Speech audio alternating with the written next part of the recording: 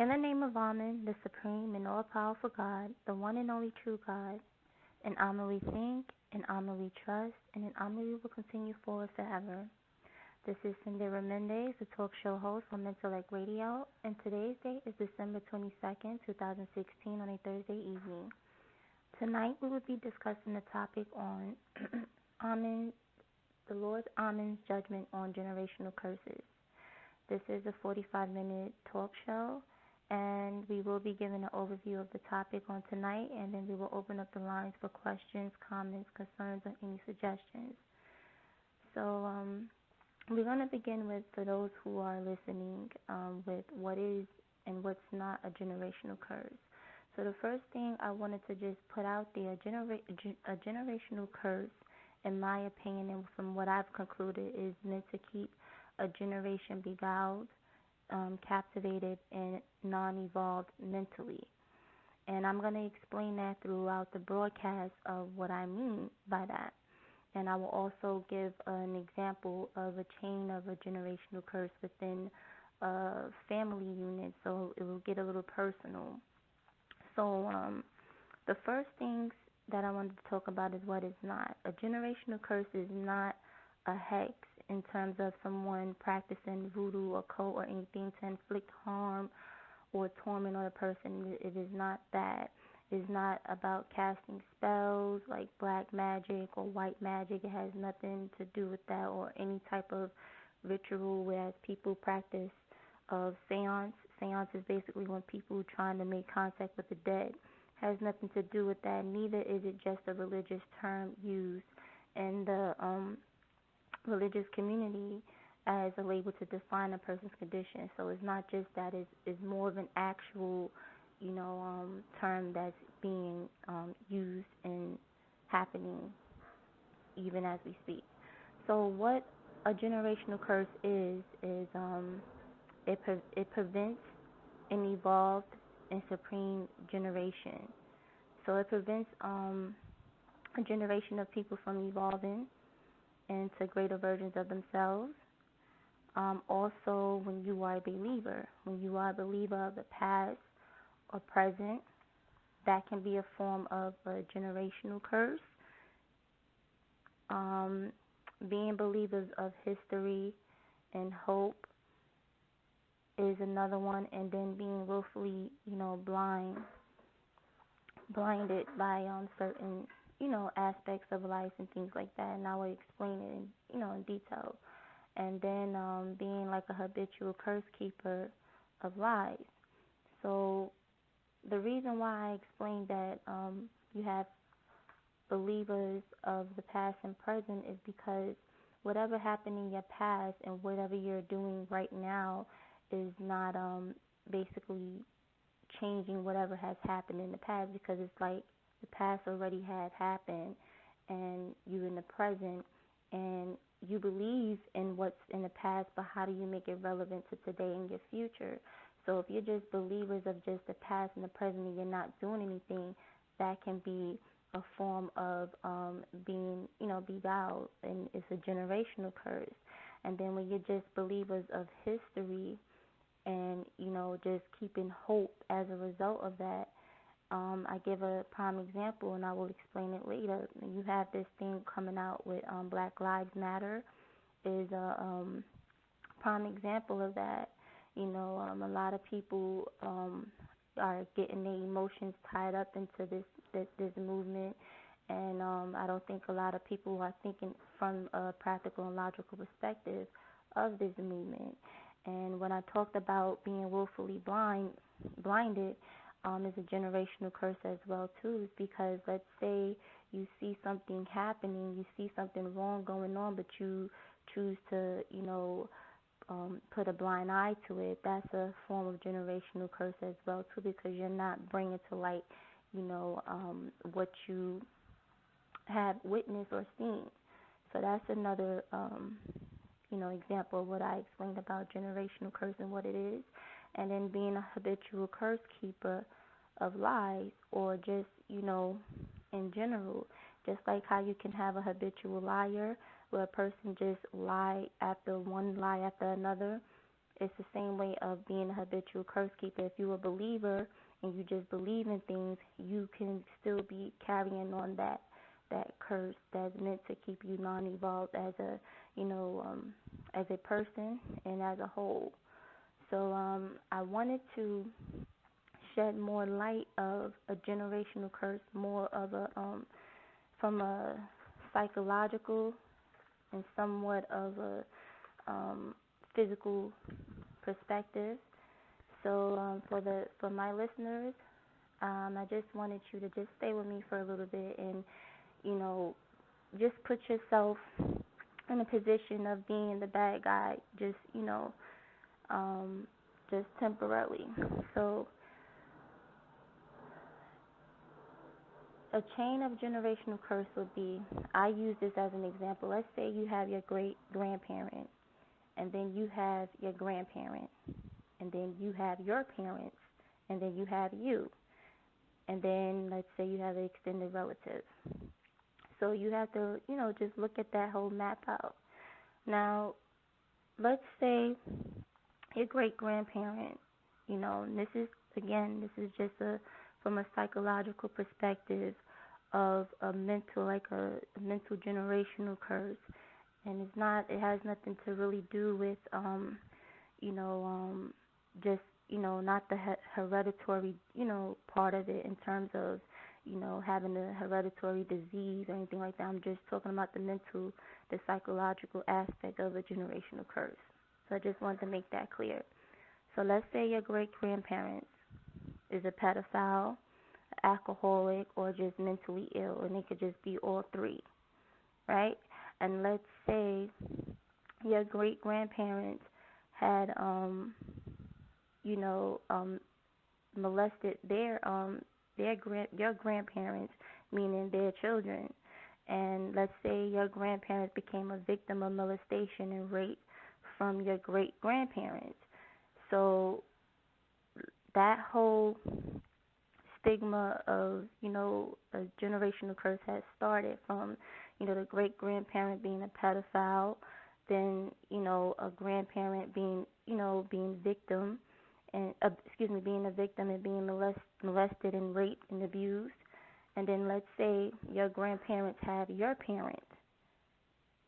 Now, your parent is not a product of your grandparents' depression and victim mentality.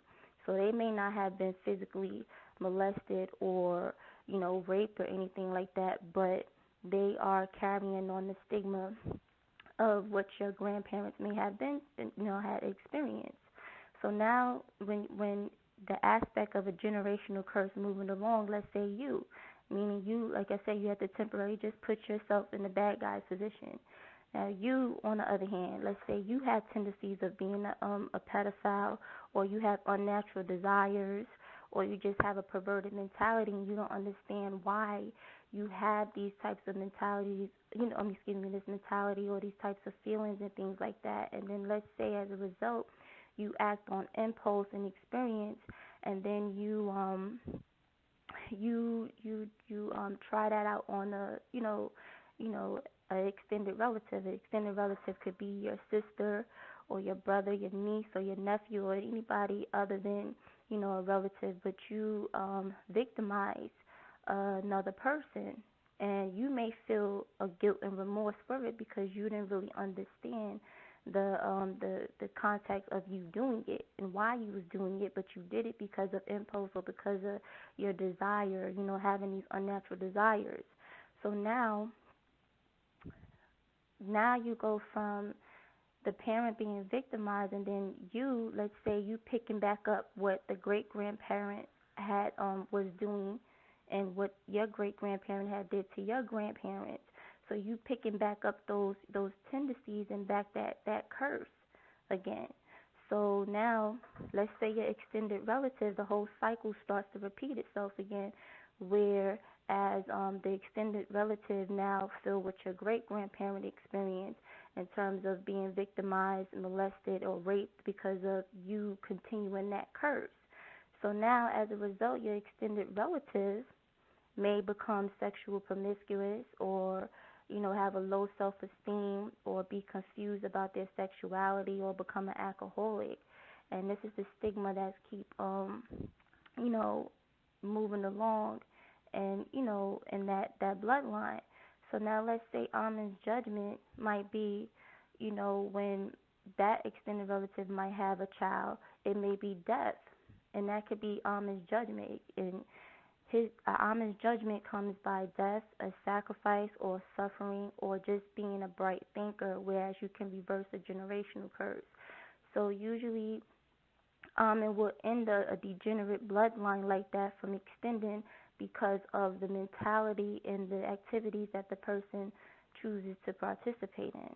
So I just wanted to, give an analogy, a clear analogy of what a chain of a generational curse is, and how it continues to, continue to go through a family bloodline. And with that being said, we'll be right back.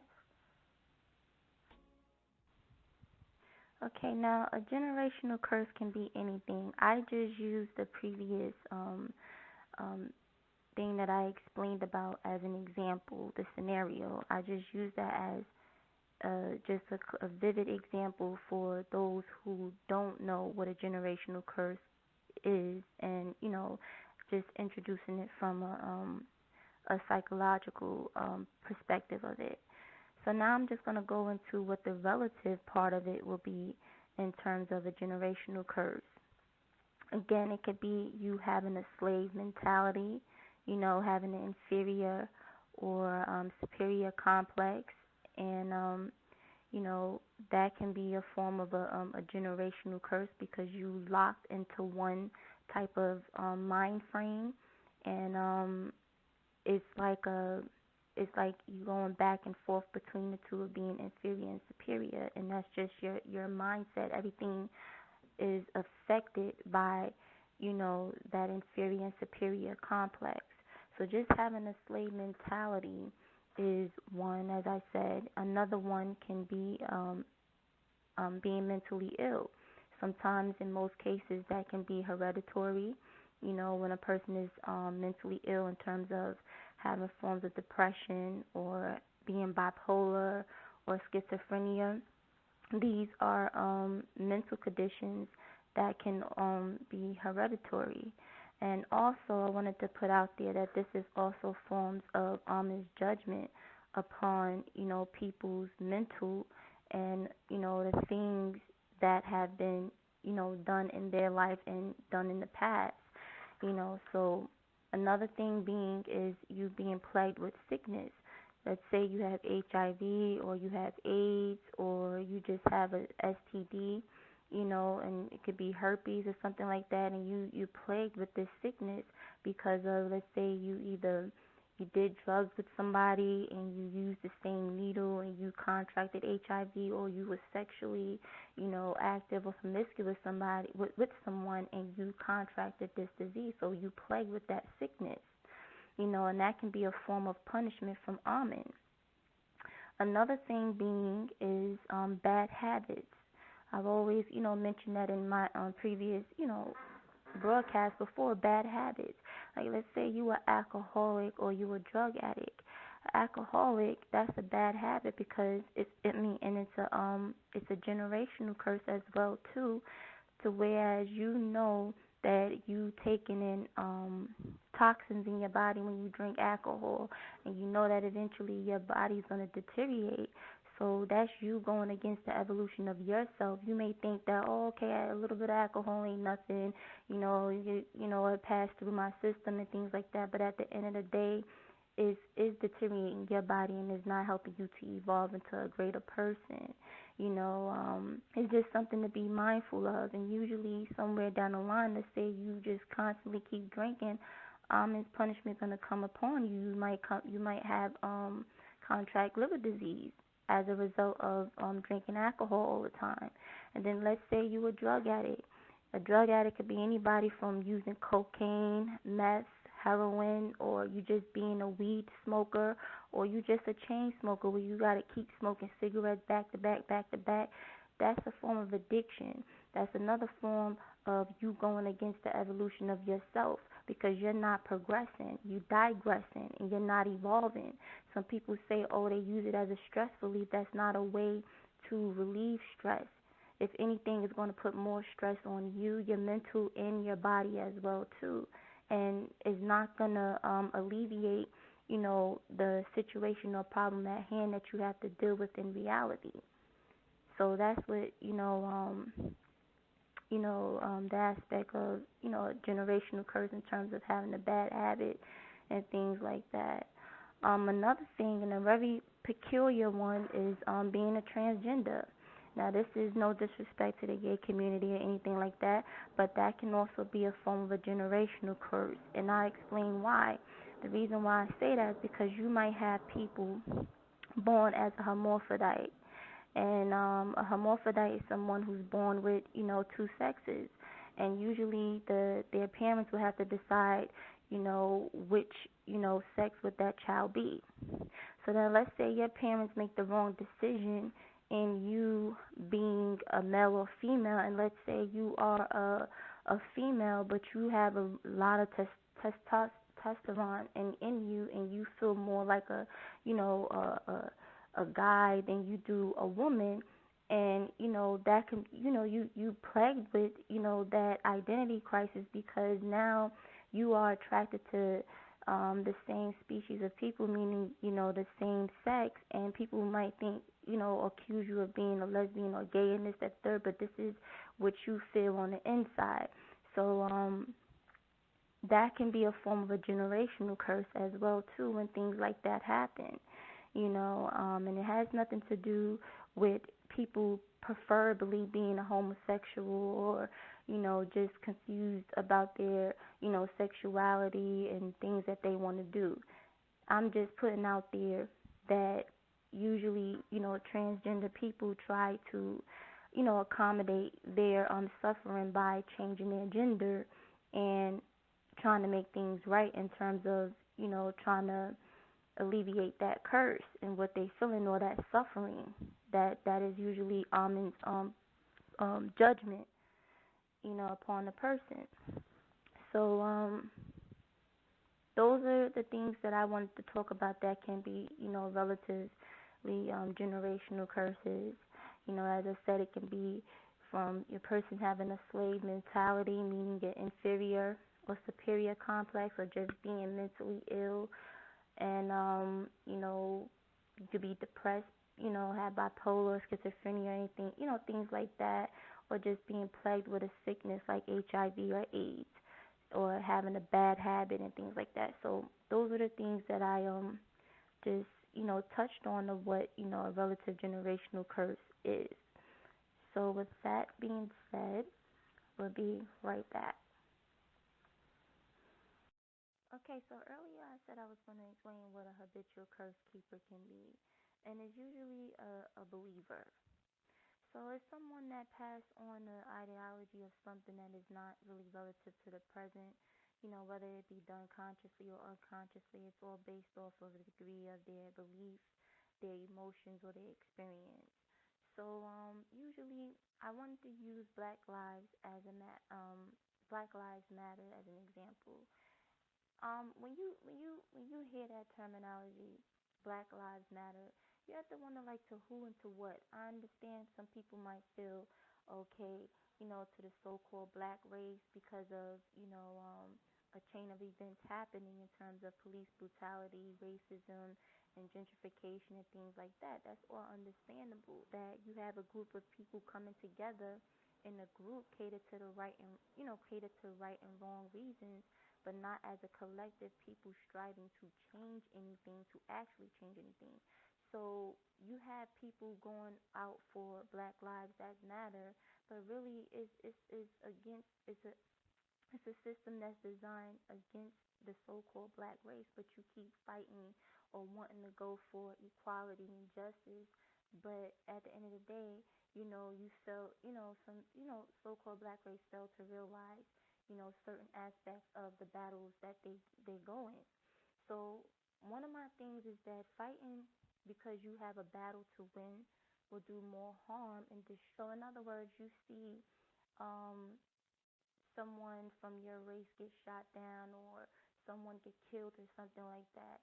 Okay, we understand what's at hand. We see that, okay, they being killed left or right and nothing is being done. That's because in the so-called black race, we fail to have a solid community or a solid togetherness. We only come together when things happen and we want to, complain about justice and wanting to complain about, the things that are happening at hand. Meanwhile, not, realizing that this is Amun's judgment. There's nothing that we can do to go against Amun's judgment. Say that not all battles are meant to be fought and not all fights need to be a battle of win and lose. Because if you don't understand the battle at hand, then how can you fight a good fight if you don't understand what's at hand? So one of the quote I came against a quote that I thought would be very inspirational, and all my listeners, you have every right to agree or disagree with me in my opinion. Your opinion is your opinion, and my opinion is mine. But I just wanted to, just shed some light on Lives Matter theme. But going back to the quote, I read that it said, "Fight with your strength, not with others' weakness, as success lies in your effort, not in others' defeat." So an example of the Black Lives Matter, you have people going in, to these Black lives, different races of people going, pushing this thing and going, this agenda and pushing it. But at the end of the day, what's the solution behind it? With the Black race in particular, and I wanted to put out there that, those who know what we've been through, we went from being enslaved and programmed physically to being enslaved mentally and willfully physically. So the reason why I say that is because you have you know how when we go back to the past, we know how all the slavery and things have happened and things that we've been through, throughout the past in our history.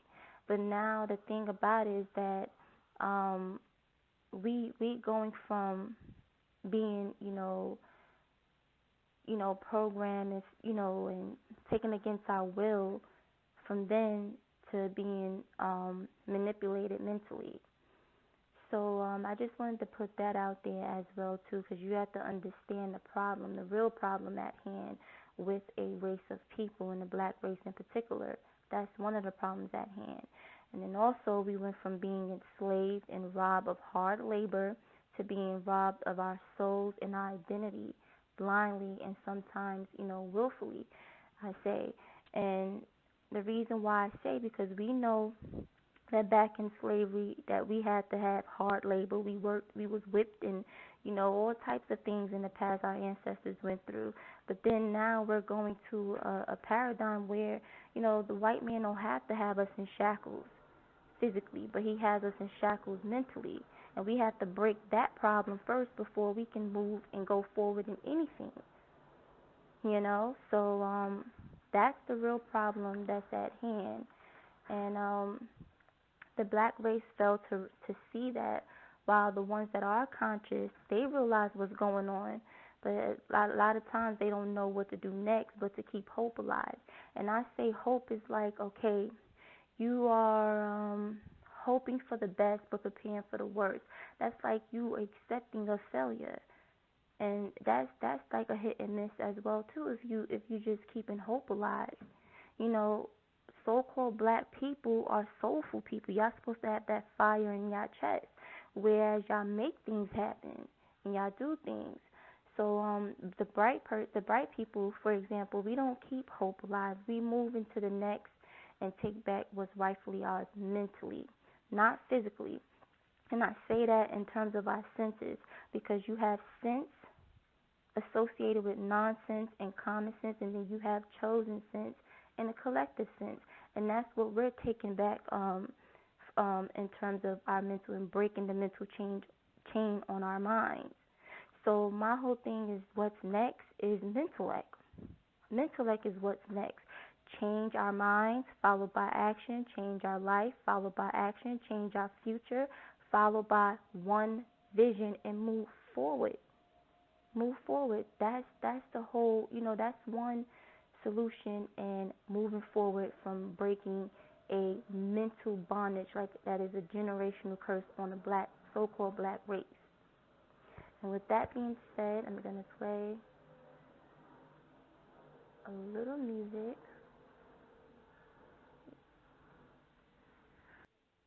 Okay, so an overview of what we talked about. The topic was about the Lord Amen's judgment on generational curses. It's we touched on what a generational curse is and is not. Habitual curse keepers, which are believers, and relative generational curses. We touched on that, and some of the ways of breaking a generational curse. And now we're going to open up the lines for any questions, comments, or concerns. 347. Hello. Hello? Yes, are you listening to the show? Yeah, how you doing? Just calling in, and I'm weighing in on myself. I'm a little tired. Okay. Yeah, I used to say in my class that no one escapes judgment. So, why I say that is the generational curses and things like that, intergenerational curses definitely have a way of reaching, the descendants of the people who may have done something in the past, and judgment may have skipped them, but it visits the children and the grandchildren and things like that. So I bear witness that nobody escapes judgment. Okay, so it's almost as if a bill being due to the person. Eventually, they may not, pay for it then, but they'll pay for it down the line in their generation. I'm sorry, say again? I said usually it's sort of like a bill being due, whereas they may not pay for what they're doing then, but they will pay for it later down in their generation. Yes. With their children. Yes. Okay. All right. So, the show is coming toward the end, and I just wanted to thank you for calling in. And I wanted to thank you for taking my call. Yes, and I want to thank all those who took the time to listen on tonight's broadcast. And with that being said, you all have a good night.